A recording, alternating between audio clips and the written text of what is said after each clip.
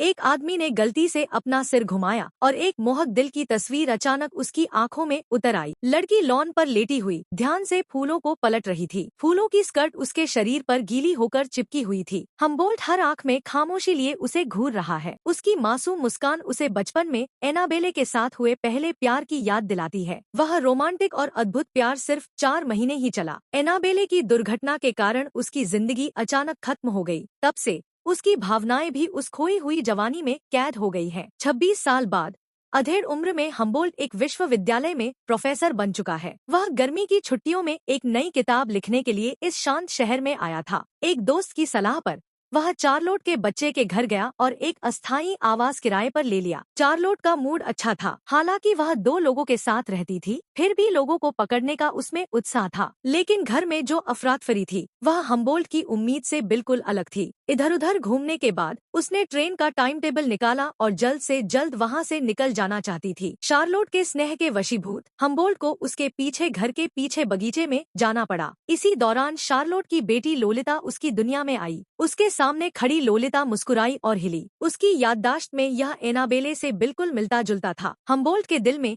जो लौ बहुत समय से बुझी हुई थी वह पल भर में फिर से जल उठी। न्यूयॉर्क लौटने का विचार पूरी तरह से त्यागने के बाद वह बिना किसी हिचकिचाहट के चार्लोट के घर में रहने चला गया। वह एक समझदार विद्वान की छवि बनाए रखने की कोशिश करती दिखती है, लेकिन अंधेरे में लालच भरी निगाहों से वह सावधानी से लोलिता की आवाज का पीछा करती रही और उस देह स्पर्श का कोई निशान भी नहीं छोड़ती जो उसके साथ असंगत लगता था। ये सूक्ष्म संपर्क उसकी वासनाओं की पूर्ति के लिए एक कल्पना बन गए, जिससे वह कुछ ही देर की संतुष्टि में मदहोशी में डूब गई। उसकी डायरी पागलपन भरे जुनून और विकृतियों की चाहत से भरी थी। यह मेरी नन्ही परी की मीठी यातना के अर्थ से भरा था। 14 साल की लोलिता घमंडी और अहंकारी थी, मानो कांटों वाली जंग